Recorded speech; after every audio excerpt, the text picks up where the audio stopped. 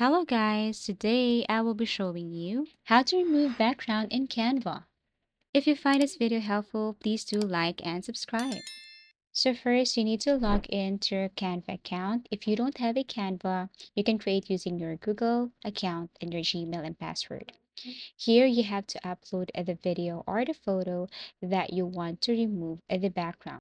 Take note that you can only unlock this picture remover tool if you have upgraded your account into premium.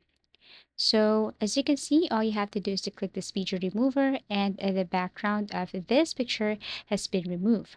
Now, when it comes to a video, it's the same thing. All you have to do is to drag the video here on the blank page, click the video, and then tap on speech remover.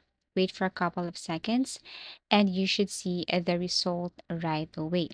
The good thing about this is that you can import or add again another video and make it as a background. So let's just say I wanted to add another video.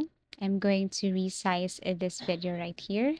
Click, tap on detach video from background, resize, look again for another video, and just drag it right here.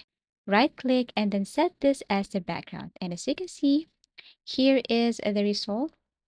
I just have added another video, and this is how you change the background of a video thanks to this video remover in Canva. And that's how easy it is to remove background in Canva.